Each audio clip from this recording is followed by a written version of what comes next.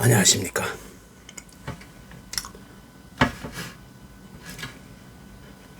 종종 먼 거리의 여행을 하기 위해서 비행기를 타게 될 때 제일 먼저 공항에서 간단한 여행 정보를 내주는 일이 있습니다.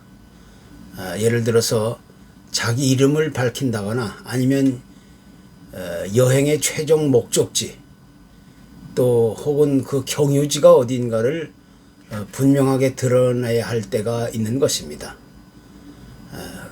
만약 그런 정보를 공항 직원이나 안내한 사람에게 주기 싫다고 거부하거나 또 숨기고 거짓으로 말하게 된다면 그 사람은 예약된 좌석이 있다 할지라도 비행기 탑승을 거부하게 될 것입니다. 또 탑승을 거부하지 않더라도 그런 사람은 공항 직원으로부터 수상한 사람이라는 의심을 받게 되고 나아가서는 특별한 조사를 당하게 될 것이 분명해지는 것입니다. 왜냐하면 그렇지 않을 경우 많은 사람들이 안전이 크게 위협받을 수 있기 때문인 것입니다. 즉 많은 사람들의 안전과 또 편안한 여행을 위해서 나의 신상 정보나 여행의 최종 목적지 또는 경유지가 어딘가를 밝히는 것은 누구도 거부할 수 있는 사회적인 그런 기본 상식이 되고 있는 것입니다. 그런데 이보다 더 중요한 사실이 하나 또 있습니다. 그것은 곧 내 인생의 최종 목적지는 어디이고 또 그 목적지에 도달하기 위해서 잠시 쉬었다가는 경유지는 어딘가를 깨달아 아는 것은 우리 인생에 있어서 참으로 가장 소중한 일이 아닐 수가 없는 것입니다. 쉽게 얘기해서 우리 인생의 삶에는 누구나 시작하는 출발점이 있고 또 인생의 최종 목적지가 있고 또 잠시 쉬어가는 경유지가 있기 마련입니다.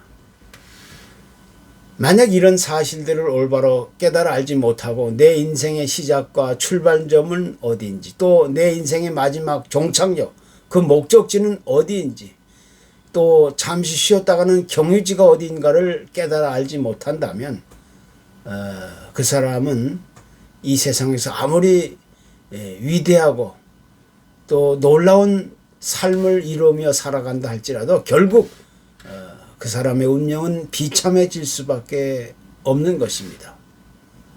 그런 사람은 인생의 올바른 가치를 깨달아 알지 못하는 사람이 되는 것이고 또 그 결과 살아있다고는 하지만 실제적으로는 죽어있는 또 일반 동물과 같은 그런 불행한 인생이 될 수밖에 없는 것입니다.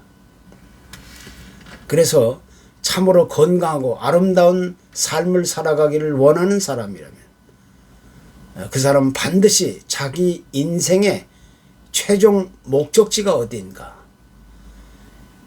또 그에 따르는 내 인생의 경유지가 어딘가를 깨달아 하는 것은 우리 각자의 삶에 있어서 아주 큰 위로와 축복의 그런 근본적인 문제가 되는 것입니다. 어떤 사람은 우리의 인생을 가리켜서 마치 로드트립과 같은 것이다 이렇게 얘기합니다. 다시 이야기해서 우리가 어떤 곳을 여행한다고 했을 때 그곳에 올바로 도착하기 위해서는 제일 먼저 어느 쪽 길을 선택해야 하는지 또 그 방향을 알아야 되는 것입니다. 그리고 그 방향을 따라 원하는 목적지에 도달하기 위해서는 반드시 어딘가를 거쳐가야 하는 곳인데 그것이 곧 경유지라고 이야기할 수가 있게 되는 것입니다.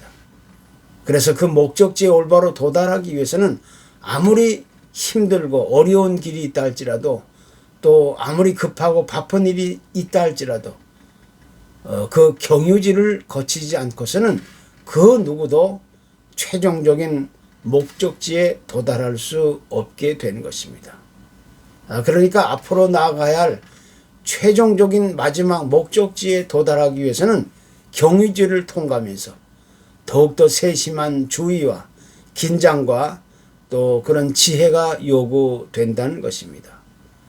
결국 경유지를 잘 통과하게 될 때 원하는 목적지에 안전하게 도달할 수 있게 되는 것입니다. 그렇다면 우리의 인생을 왜 로드트립에 빗대어 이야기하게 되는가? 그것은 우리 인생은 천성을 향해 여행하는 순례자이기 때문이라고 이야기할 수가 있는 것입니다. 즉 우리가 지금 현재 살아가고 있는 이 땅의 현실은 우리가 영원히 살 것이 아니라는 것입니다. 이 땅은 우리가 나아가야 할 최종적인 마지막 목적지가 될 수 없다는 사실을 우리가 깨달아 알아야 되는 것입니다. 누구나 이 세상을 한평생 살아가다 보면 다양하고 복잡한 수많은 사연과 사건과 상황들을 직접 경험하게 됩니다. 그래서 한평생을 살아가다 보면 기쁘고 즐거운 일이 있고 위로와 축복이 되는 일도 있는 것이고 또 힘들고 괴롭고 아픈 상처와 고통과 시련과 역경도 함께 있게 되는 것입니다. 그런데 여기서 두 부류의 사람들로 나뉘게 되는데 힘들고 어렵고 고달픈 인생을 만나게 되었을 때 이 세상의 삶을 최종 마지막 목적지라고 생각하며 이렇게 살 바에야 차라리 죽는 것이 낫다 하면서 원망하고 또 절망하고 낙심하고 포기하는 사람이 있는가 하면 그 반대로 힘들고 어렵고 고달픈 인생을 만난다 할지라도 이 세상은 삶의 최종 마지막 목적지가 아니기 때문에 비록 잠시 힘들고 어렵고 또 괴롭다 할지라도 이것을 임시적인 경유지로 생각하면서 참고 인내하며 견디며 사는 사람들이 있게 되는 것입니다. 그렇기 때문에 바로 여기서 우리의 믿음이 절실하게 요구된다는 사실을 알게 되는 것입니다. 결국 이 세상은 아무 믿음도 없이 자신의 의지나 신념이나 철학과 고집으로 사는 사람이 있는가 하면 반대로 절대적인 믿음을 가지고 그 믿음을 의지하며 기대하며 소망하며 살아가는 사람이 있게 되는 것입니다. 따라서 우리 믿음의 사람들은 최종 마지막 목적지인 천성을 향해 여행을 하고 있는 순례자이기 때문에 이 세상의 삶을 우리는 경유지라고 그렇게 강조하게 되는 것입니다. 우리는 그 어떤 상황과 환경과 처지와 문제와 조건 속에 갇힌다 할지라도 이 세상의 삶은 최종 마지막 목적지가 아니라 경유지에 불과한 것입니다. 이것이야말로 우리가 강조하는 믿음의 고백이고 또 그 선택이 될 수 있는 것입니다. 신약성경 히브리서 기자는 하나님께 대한 믿음을 가지고 이 세상을 살아가는 사람들을 가리켜서 나그네라는 사실을 이야기합니다. 그런데 이건 단순한 그냥 나그네가 아니라 우리 인생은 하늘에 있는 더 나은 본향을 향하여 나아가는 나그네다 이렇게 설명하고 있는 것입니다. 무엇보다 히브리서 기자는 나그네의 삶을 살다 간 첫 인물로 아벨이나 에녹 또 노아 그리고 아브라함이나 이삭과 야곱 요셉과 같은 그런 신앙의 인물들을 소개하면서 그들이 살아갔던 길들은 전부 나그네의 인생이었다는 사실을 가르쳐주고 있습니다. 그들은 더 좋은 부활을 얻고자 하여 이 세상에서의 그 극심한 고난이나 역경과 시련을 감수하면서 주님과 함께 하나님과 함께 동행했다 이렇게 묘사하고 있는 것입니다.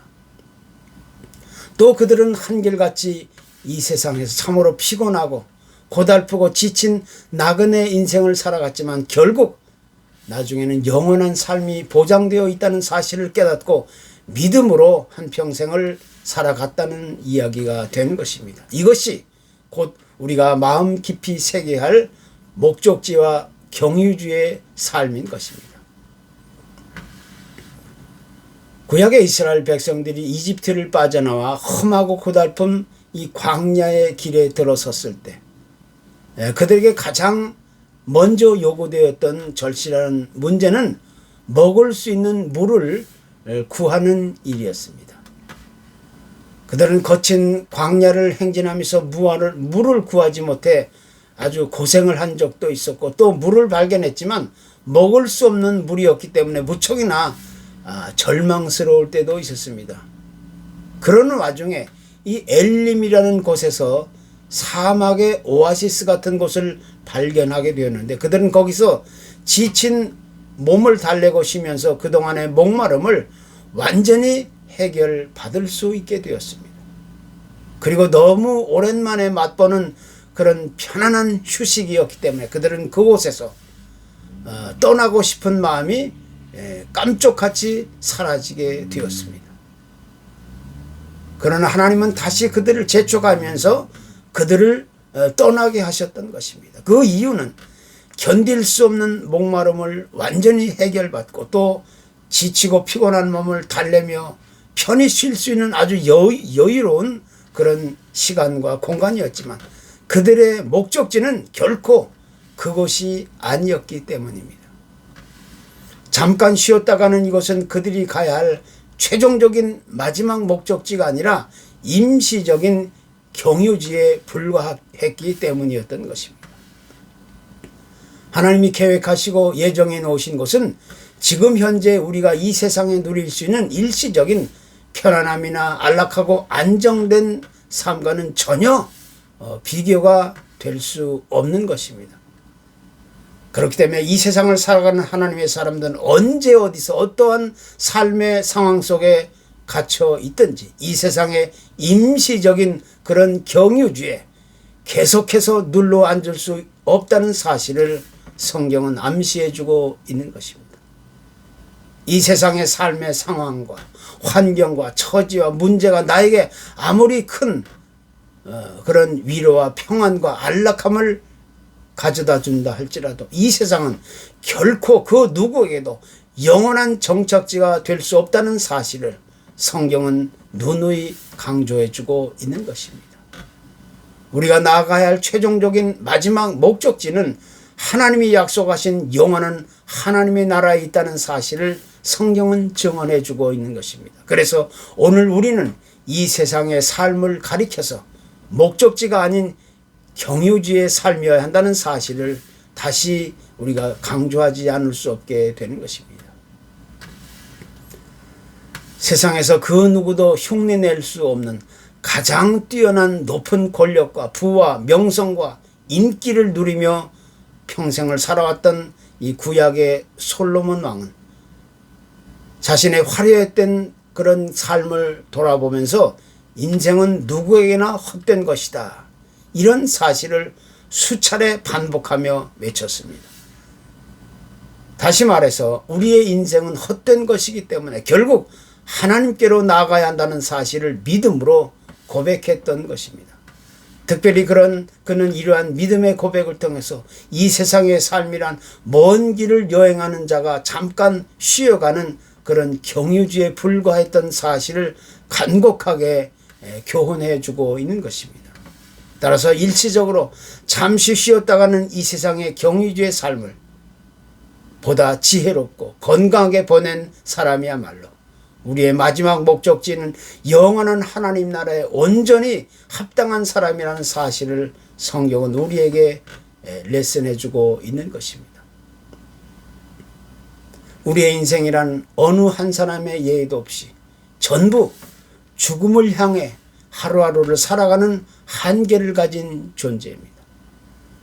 그러니까 이 세상에서 죽음을 피해 살아갈 수 있는 사람은 그 어느 시대에도 어느 때에도 어느 곳에서도 존재하지 않는다는 것입니다. 그런데 대부분의 많은 사람들은 이 세상의 삶이 전부인 양 여기에 목숨을 걸고 여기에 집중하고 집착하고 몰두하고 여기에 이끌며 살아가고 있는 것입니다. 마치 이 세상의 유일한 나의 최종 마지막 목적지라고 여기면서 정신없이 바삐 살아가고 있는 것입니다.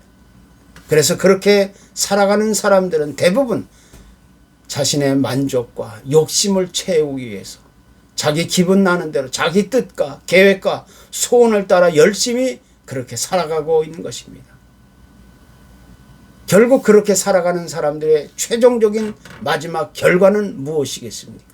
그 마지막은 자신이 살아온 대로 어두운 심판의 결과로 되돌아올 것이 분명한 사실입니다. 그러나 이 세상의 삶을 최종적인 마지막 목적지가 아닌 경유지의 삶이라고 깨닫고 살아가는 사람들은 결코 이 세상의 삶에 목숨 걸고 살지 않는 것입니다. 어떤 일을 당하거나 어떤 삶의 상황 속에 갇힌다 할지라도 두려워하거나 염려하고 걱정하고 불안해하고 초조해 하지 않는 것입니다. 왜냐하면 이 세상의 삶이 끝나는 날 마땅히 돌아가야 할 최종적인 마지막 목적지가 반드시 찾아올 것이기 때문인 것입니다.